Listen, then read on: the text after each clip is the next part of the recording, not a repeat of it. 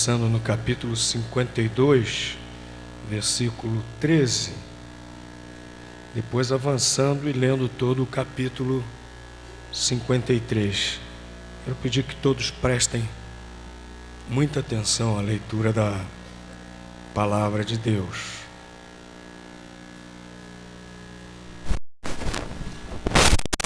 Isaías capítulo 52, começando no versículo 13 e prosseguindo, lendo o capítulo 53.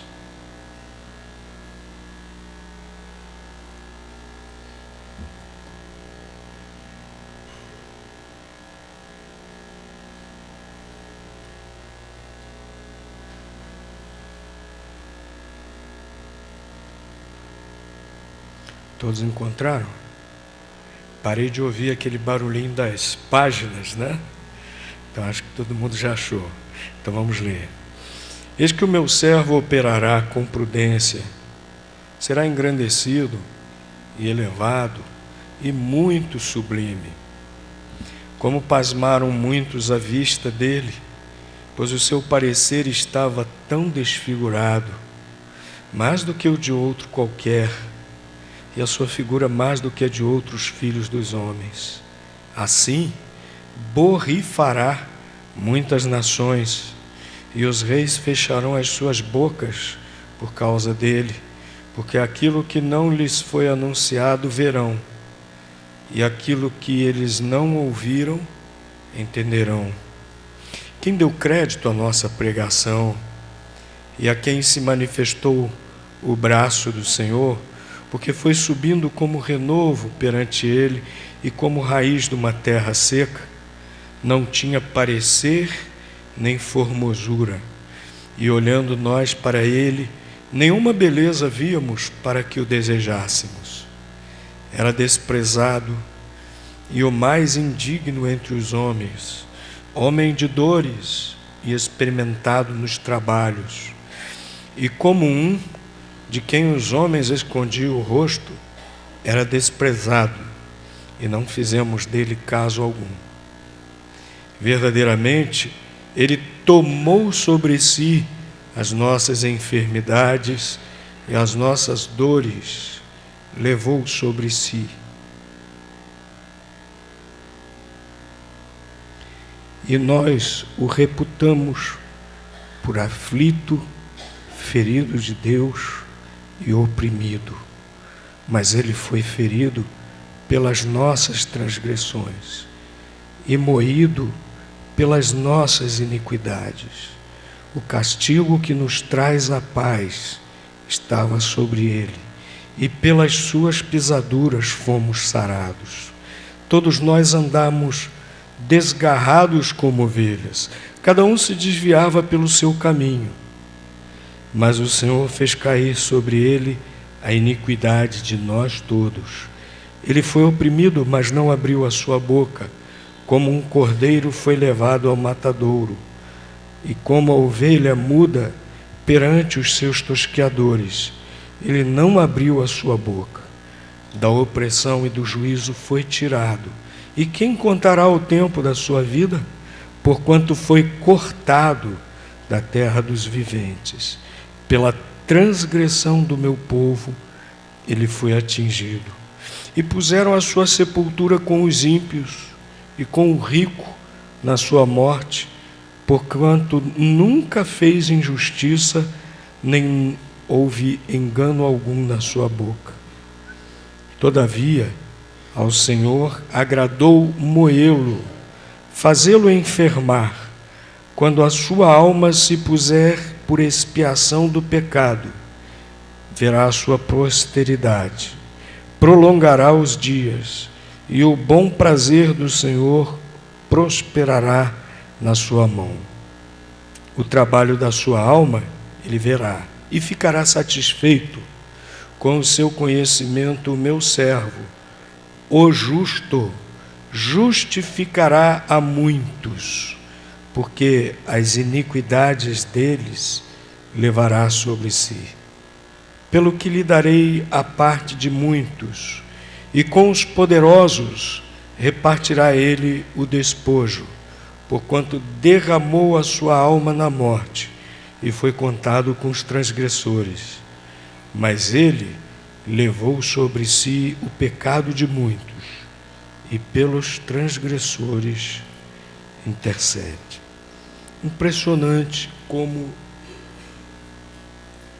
700 anos antes de Jesus Cristo, o profeta Isaías escreveu isso.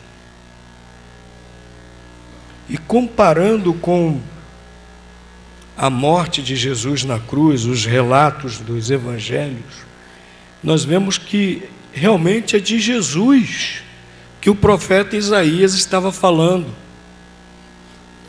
Encaixa perfeitamente.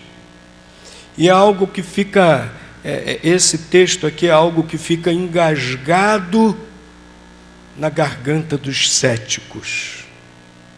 Eles não conseguem aceitar como é que alguém 700 anos antes relatou até com determinados detalhes o que aconteceria com Jesus, porque isso só pode ter sido por meio do poder de Deus, Deus que dirige a história, e já naquela época estava dirigindo a história para a vinda de Jesus e seu sacrifício na cruz.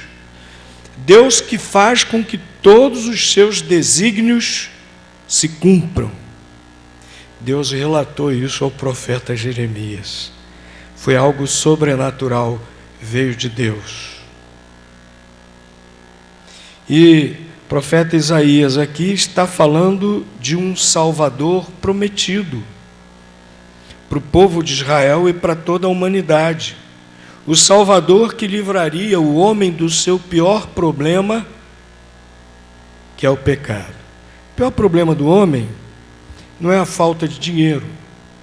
O pior problema do homem não é a ignorância. Alguns gostariam de estudar e às vezes não puderam, não tiveram essa oportunidade. O pior problema do ser humano não são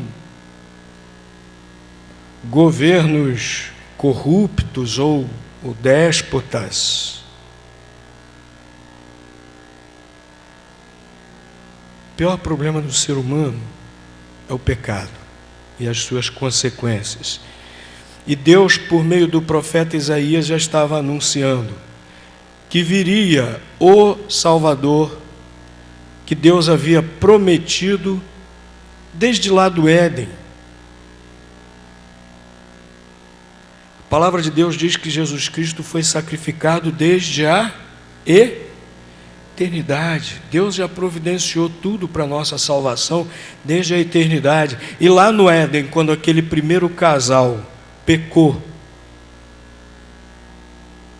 o que Deus prometeu? Que da mulher viria o quê? O varão, né? O semente, interessante que está no masculino, que faria o quê? Esmagaria a cabeça da serpente, que levara o ser humano a pecar, né? Que anularia essas coisas, que anularia a consequência do pecado por meio do seu sacrifício na cruz.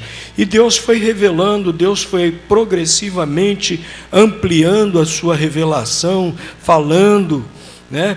E por meio dos profetas ele já falou mais a respeito desse Salvador que viria, e aqui por meio do profeta Isaías ele fala mais.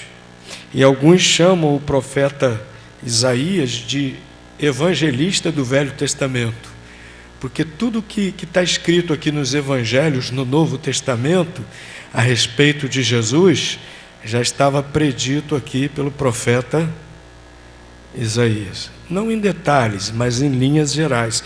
E é impressionante que esse capítulo aqui menciona até mesmo detalhes a respeito do Senhor Jesus, o Salvador prometido.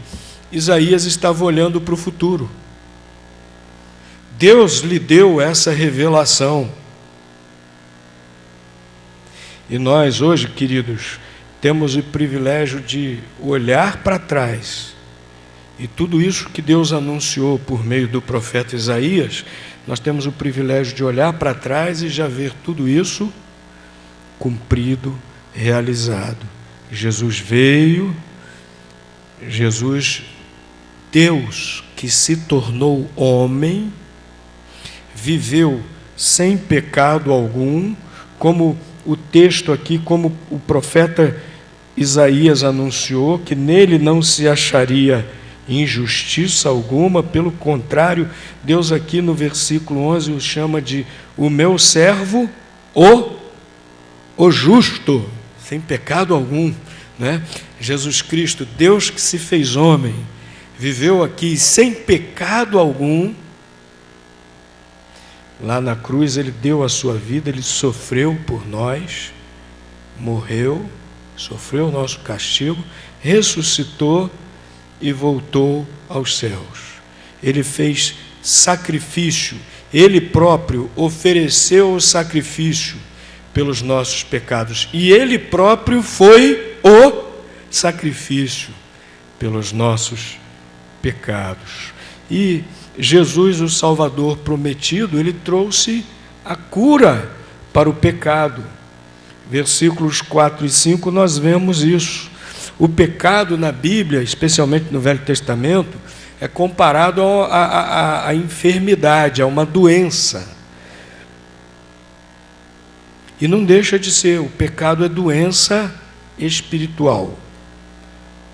Humanamente não há cura para o pecado. Nós nascemos com a inclinação para o pecado. Em dado momento de nossas vidas, nós nos tornamos pecadores. Em dado momento de nossas vidas, conscientemente, nós escolhemos o erro. Eu tenho uma recordação, não sei se foi a primeira vez que eu fiz algo errado conscientemente, mas que eu lembre, que está na minha memória, foi a primeira vez. Eu roubei e menti. Roubei e menti. Antes de completar 5 anos de idade. Peguei algo que não era meu. Antes de completar 5 anos de idade. Todo ser humano é pecador. O pecador é uma enfermidade. O pecado é uma enfermidade. Esse vírus do pecado, usando essa figura de linguagem, está inoculado em todo ser humano.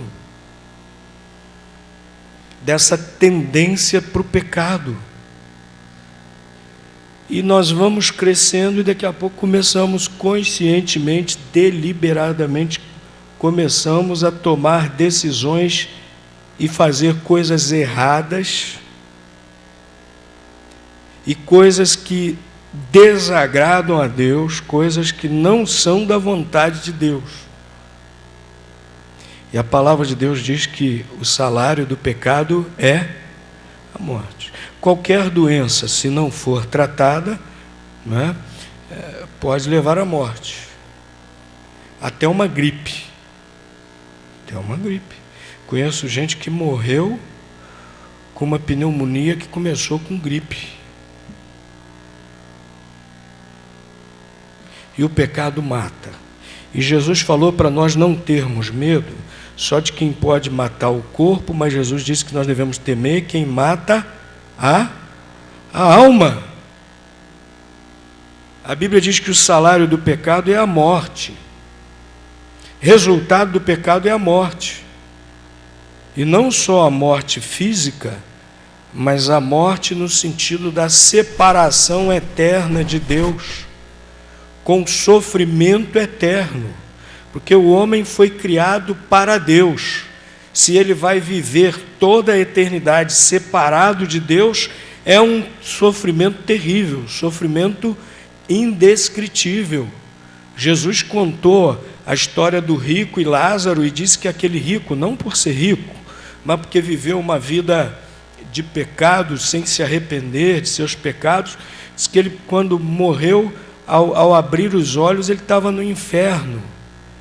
E era um sofrimento tão grande que ele queria que alguém colocasse pelo menos uma gota d'água na sua língua.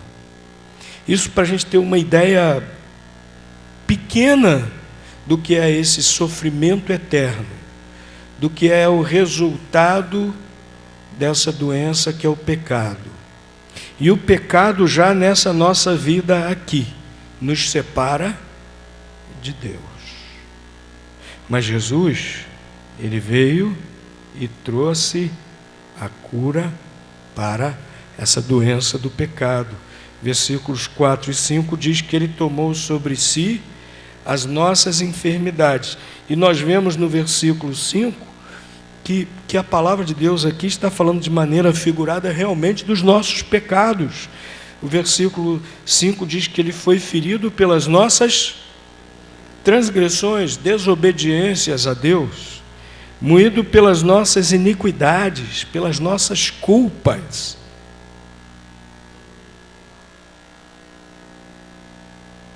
E o versículo conclui dizendo que pelas suas pisaduras, pisaduras aqui é machucões, né?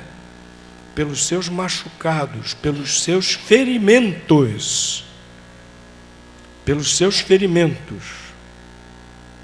que o levaram à morte, é que nós fomos sarados dessa doença que é o pecado. Só em Jesus Cristo há cura para esse pecado, para essa doença do pecado. Jesus Cristo é a vacina.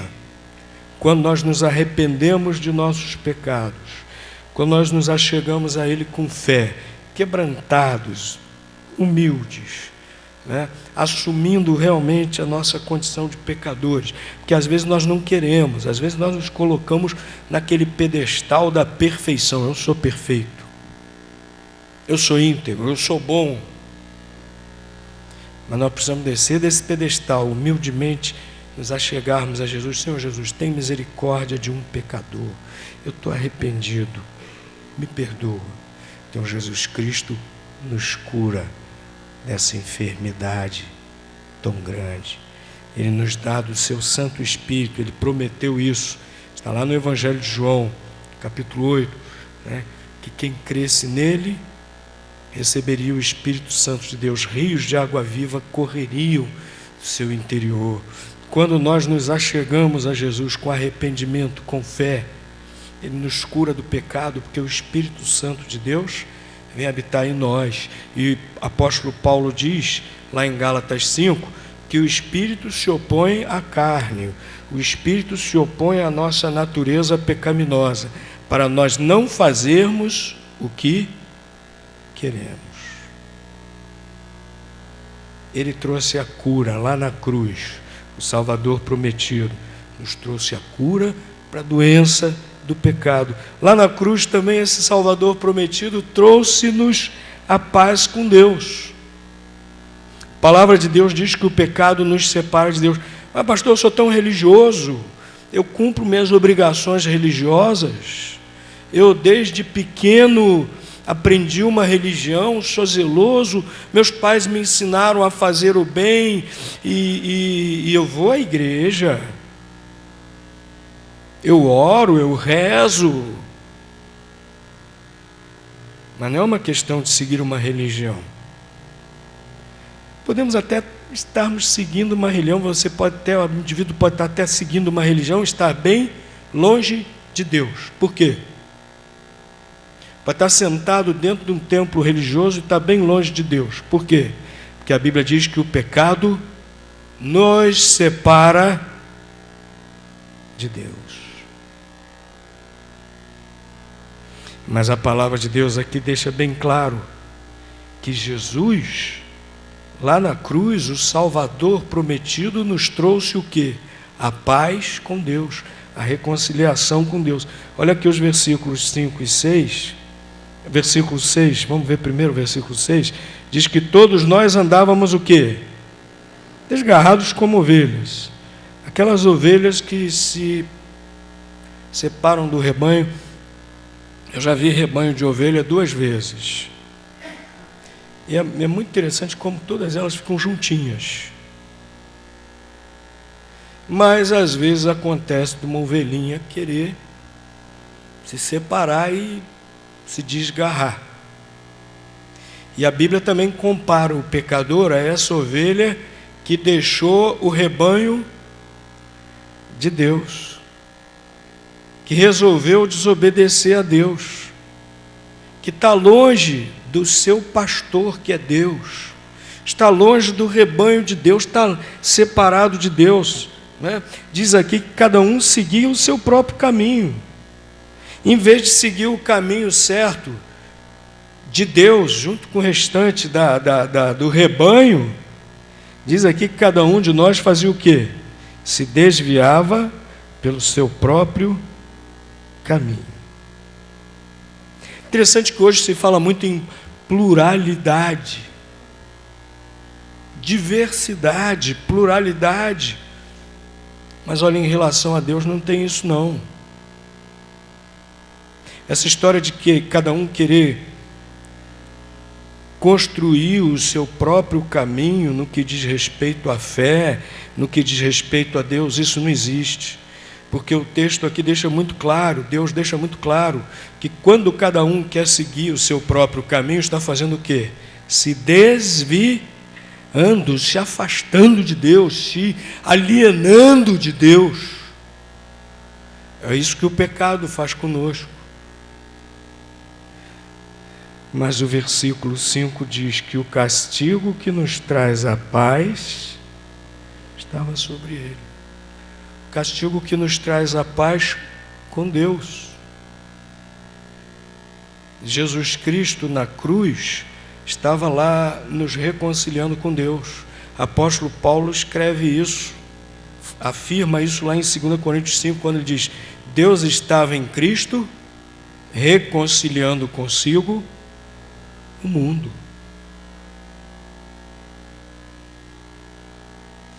Jesus Cristo na cruz fez a ponte sobre o abismo do pecado que nos separava de Deus. Lá na cruz. Só Ele nos leva a Deus.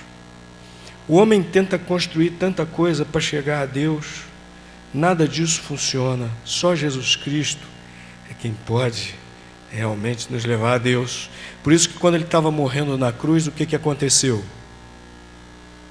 O véu do lugar santíssimo do templo, que representava a presença de Deus, naquele lugar ninguém podia entrar, só o sumo sacerdote uma vez por ano, e ele entrava morrendo de medo, com medo que Deus o rejeitasse e o fulminasse ali. Ninguém podia entrar, era o lugar santíssimo. Todas as pessoas, todos os homens pecadores, ninguém podia entrar ali naquele lugar que representava a presença de Deus. E a separação era feita por uma grande cortina, um grande véu. No momento em que Jesus morria na cruz, que Ele bradou: está consumado, nas tuas mãos entrego o meu espírito. Aquela cortina foi rasgada por uma mão invisível, de alto a baixo. Por isso que nós cantamos no início do culto com tanta alegria: o véu que separava já não separa mais, porque Jesus Cristo nos trouxe a paz com Deus. Não andamos mais desgarrados, longe, alienados de Deus por causa do nosso pecado. Não. Jesus Cristo nos leva a Deus. E Jesus Cristo declarou lá no Evangelho de João: eu sou o caminho, a verdade, a vida. Ninguém vem ao Pai senão por mim. Você quer ter verdadeiro relacionamento com Deus?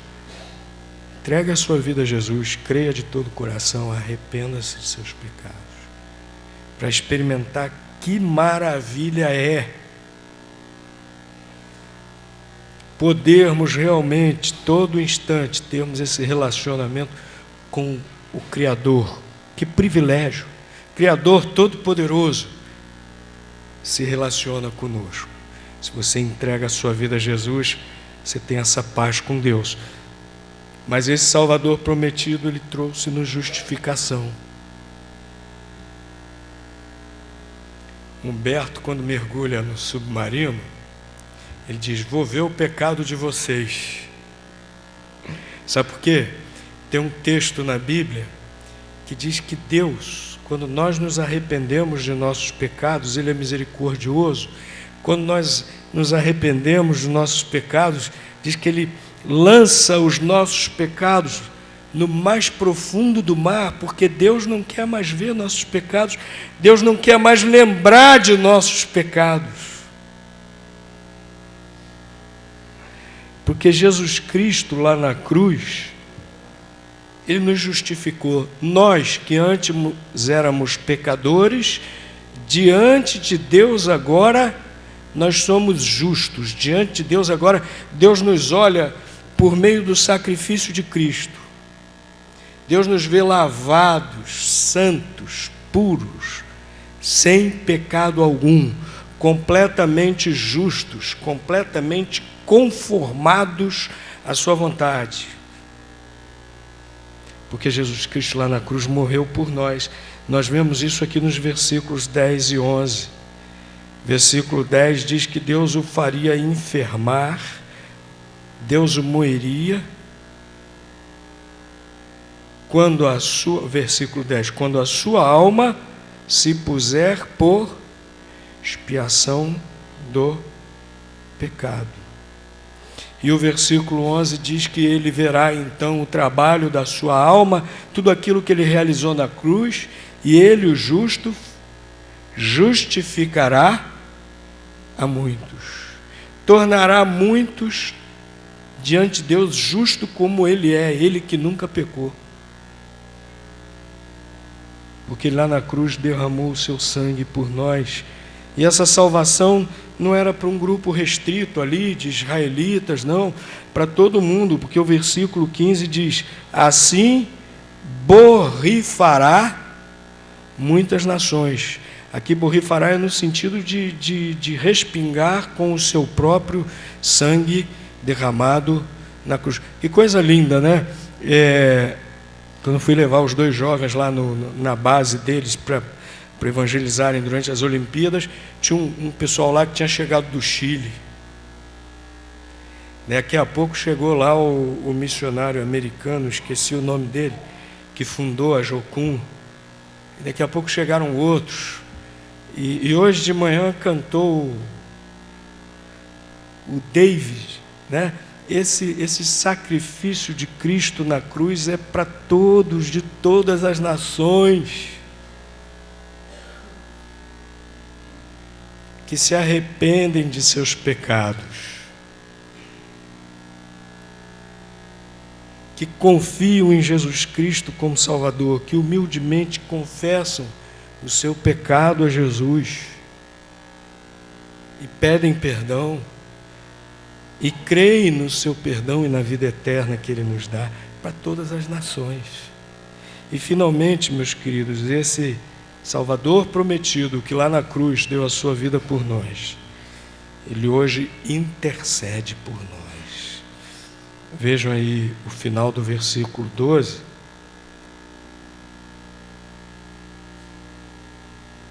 Diz que Ele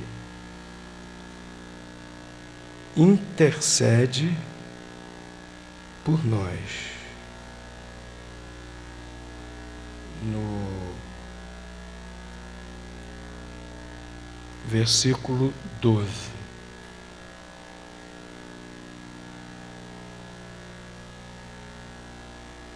Diz, Ele levou, o final do versículo 12. Ele levou sobre si o pecado de muitos, e pelos transgressores intercede. Quando leio esse texto eu fico tão feliz. Pelos transgressores intercede. Eu sou transgressor, Ele intercede por mim. Lá diante de Deus Ele intercede por mim. E é por isso que Ele me apresenta diante de Deus, como nós já vimos, como justo. Ele intercede por mim. E Ele intercede diante de Deus também nos nossos momentos de necessidade, de angústia, de fraqueza. Ele intercede por nós quando nós pecamos e nos arrependemos. Abram suas Bíblias. 1 João capítulo 2, versículo 1.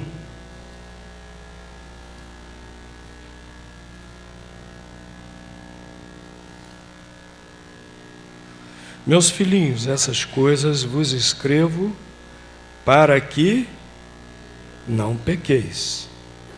Mas, se alguém pecar, temos um advogado para com o Pai, Jesus Cristo, o justo. Interessante que lá no original grego, a palavra que foi traduzida como advogado, ela pode ser traduzida como intercessor, mediador. Ele, diante de Deus, intercede por nós. Ele, só Jesus Cristo pode fazer isso. Porque Ele morreu na cruz, sofreu o nosso castigo. Mais ninguém, só Jesus Cristo.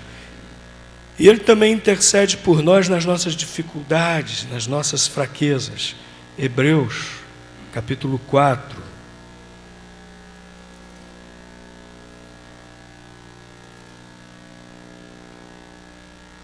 Versículos 14 a 16. Visto que temos um grande sumo sacerdote, Jesus, Filho de Deus, que penetrou nos céus, retenhamos firmemente a nossa confissão, porque não temos um sumo sacerdote que não possa compadecer-se das nossas fraquezas, porém um que, como nós, em tudo foi tentado, mas sem pecado. Cheguemos, pois, com confiança ao trono da graça, para que possamos alcançar misericórdia e achar graça, a fim de sermos ajudados em tempo oportuno. O Senhor Jesus intercede por nós, pecadores, quando nos arrependemos diante de Deus, e Ele também intercede diante de Deus por nós, nas nossas dificuldades, nas nossas angústias, nos nossos problemas. Maravilha termos esse Salvador prometido. Enquanto celebramos a ceia do Senhor, vamos agradecer a Deus por isso. E meu querido amigo, se você ainda não tomou a decisão de entregar a sua vida a Jesus, creia nele de todo o coração, arrependa-se de seus pecados e entregue a sua vida a Jesus. Diga para Ele: Senhor Jesus, eu sou pecador, eu preciso da cura para o pecado. Senhor Jesus, eu preciso que você me dê a paz completa com Deus. Senhor Jesus, eu preciso da sua justificação, eu preciso do perdão para o meu pecado, eu preciso que meu coração seja transformado. Senhor Jesus, eu creio que o Senhor está diante de Deus, intercede por mim, é o único mediador, é o único caminho entre mim e Deus. Eu creio, eu entrego minha vida ao Senhor. Eu preciso de tudo isso que o Senhor oferece. Entregue sua vida ao Senhor Jesus, enquanto nós celebramos a ceia do Senhor. Peço aos diáconos para virem aqui à frente, os pastores também, para nós celebrarmos a ceia do Senhor.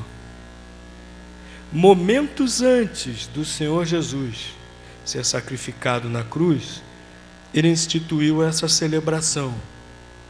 Não é repetição